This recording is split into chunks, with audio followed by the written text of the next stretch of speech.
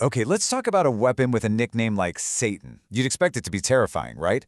Well, the real story here is how it's failing. Not just once, but spectacularly, over and over again. This is about how Russia's ultimate symbol of power became a very public symbol of something else entirely.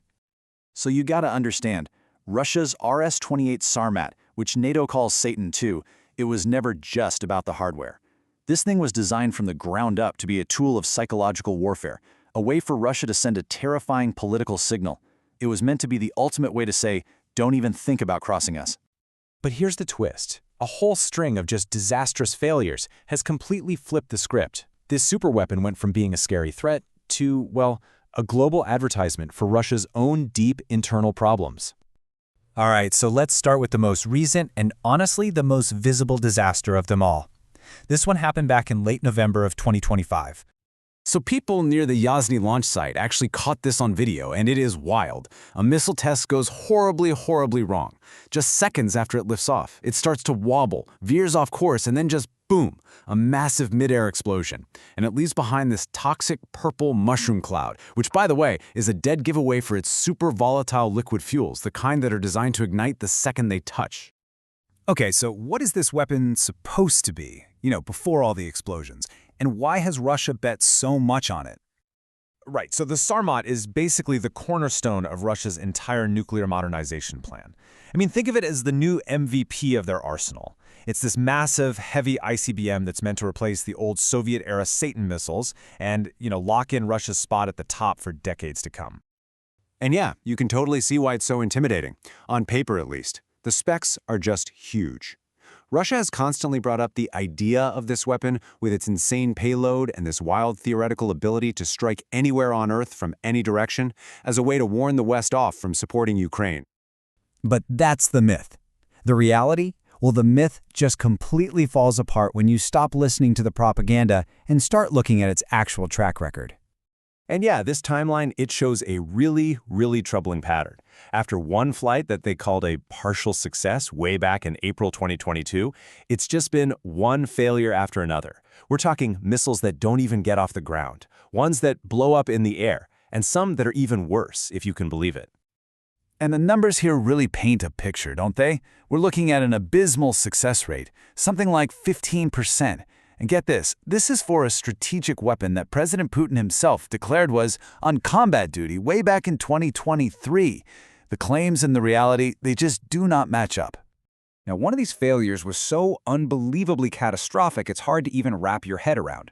But this number, 62 meters, that's about 200 feet, it gives you a sense of the scale of this particular disaster. That's right. In September of 2024, a Sarmat didn't just fail during launch. It detonated inside its own hardened silo before it even took off.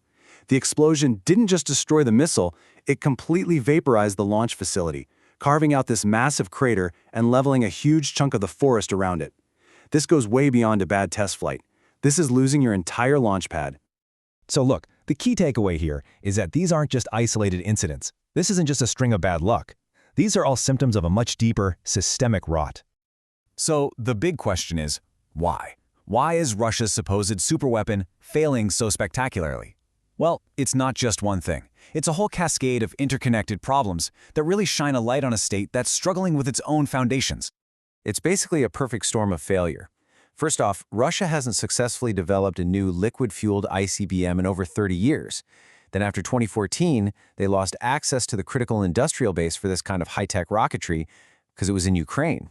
So over the years, all that institutional knowledge, that specialized engineering talent, has just been fading away. And then you throw in Western sanctions, making it a nightmare to get key electronic components, and you've got a recipe for exactly this kind of systemic breakdown. And the cost of all this? It's not just about the money for busted silos or wasted missiles. The real price here is being paid in geopolitical reputation, in credibility.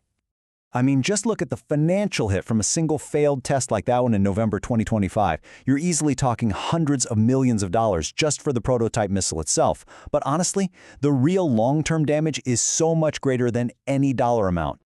This is the perfect example of trying to intimidate someone and it just backfiring completely.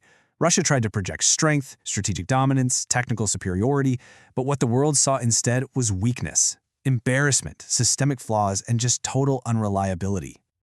And that's pretty much the consensus among analysts watching this. This isn't just some military procurement screw-up. These failures are being seen as a direct reflection of the state's inability to pull off its most important, highest-stakes projects.